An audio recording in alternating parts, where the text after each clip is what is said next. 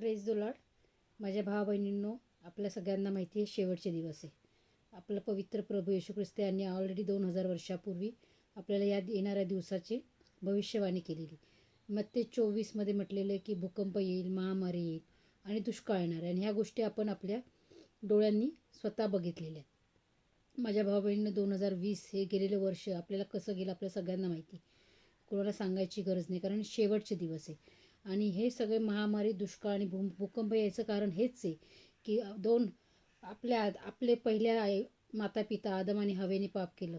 त्या पापामुळे रोम 3:23 संपूर्ण जगाने पाप केलं व देवाच्या गौरवाला उणं पडलेले. त्या पापामुळे आपण देवाच्या गौरवापासून लांब गेलेलो आहे. त्याच्यामुळे देवाचं वचन म्हणतं रोम 6:23 पापाचं वेतन मरण आहे आणि येशू ख्रिस्तामध्ये सार्वकालीन जीवन आहे. म्हणून योहान 3:16 देवाने जगावर एवढी प्रीती केली की त्यांनी त्याचा एकुलता एक पुत्र दिला. यासाठी त्या पुत्रावर जो विश्वास ठेवेल त्याचा नाश न होता तारण मिळेल. हा प्रभू येशू ख्रिस्त 2000 वर्षापूर्वी आपल्यासाठी कॅल्व्हरीच्या वधस्तंभावर आपले पाप, श्राप, मृत्यू व्हायला आणि मेला गेला, गाडला गेला आणि तिसऱ्या दिवशी उठला गेला. आज प्रभू येशू ख्रिस्त पित्याच्या शेजारी उजव्या बाजूला बसला आणि तो लवकरच आपल्याला घ्यायला येणार आहे. परमेश्वराचं वचन म्हणतं रोम 10:9 येशू प्रभू आहे, देवाने त्याला मेलेल्यातनं उठवलं. असे जो मुखाने कबूल करतो त्याचेच तारण होईल. माझ्या भावानं आकाशाच्या खाली पृथ्वीच्या वर पवित्र शास्त्र म्हणतं एकच नावाच्या नावात येशू ख्रिस्त तारण आहे. येशू ख्रिस्ताच्या नावातच तारण आहे. येशू ख्रिस्त आता लवकरच येत आहे माझ्या भावांनो. कारण परमेश्वर येणाऱ्या दिवसात अँटी क्राइस्ट म्हणजे सैतान रिव्हील होणार आहे. कारण त्याचं वचन म्हणतं जॉन 8:44 की सैताना लबाड आणि लबाडीचा बाप येतो, तो चोरी करायला, घात करायला येणार आहे. परमेश्वर या शेवटच्या दिवसात मायक्रोचिप म्हणजे तुम्ही ऐकून असाल याच्याबद्दल, जो सैतानाचा शिक्का आहे 666 जो रेव्हिलेशनमध्ये प्रगटीकरण 13, 16, 17, 18मध्ये लिहिले, तो लवकरच येणार आहे. माझ्या भावांनो, येशू ख्रिस्ताच्या आधीच येशू ख्रिस्ताकडे आपल्याला जाणं गरजेचं आहे. कारण अँटी क्राइस्ट हा मनुष्य जातीचा दुश्मन आहे. तो आपला मित्र नव्हे, तो आपला दुश्मन आहे. सैतान आपला दुश्मन आहे, कारण तो चोर आहे, चोरी करायला येतो, घात करायला येतो आणि नाश करायला आलेला आहे. आणि येशू ख्रिस्त आपला तारणार आहे, कारण येशू ख्रिस्त ह्या नावातच तारण आहे. कारण तो देवाचं वचन म्हणतो 1 जॉन 1:9 तू तुझ्या पापांची कबूल कर, मी देईन आणि न्याय विश्वासू.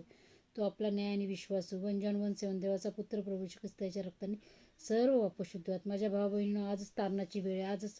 आजच वेळ आहे परमेश्वराला येशू ख्रिस्तासमोर परमेश्वराबरोबर येशू ख्रिस्ताच्या च्याद्वारे मध्यस्थी करा आणि आपल्या पापांपासून मुक्ती करून घ्या.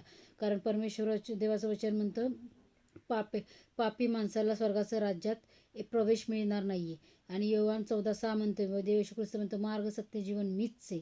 माझ्याशिवाय आल्यापासून कोणी पित्याकडे जाऊ शकत नाही. जर पित्याकडे आपल्याला जायचं असेल, स्वर्गात जायचं असेल तर येशू ख्रिस्त हा तारणार आहे. कारण बायबलचं वचन म्हणतं येशू ख्रिस्त स्वर्गाचं दार आहे.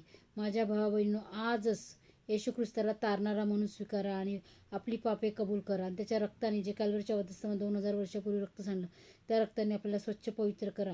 लवकरच आपला येशू ख्रिस्त ढगांवर बसून आपल्याला घ्यायला येणार आहे.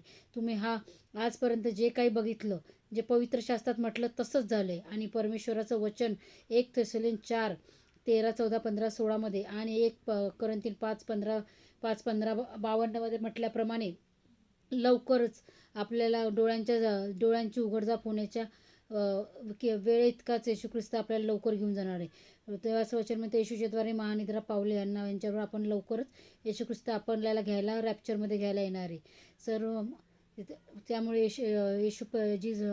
त्यामुळे पश्चाताप करा, स्वर्गाचं राज्य जवळ आहे.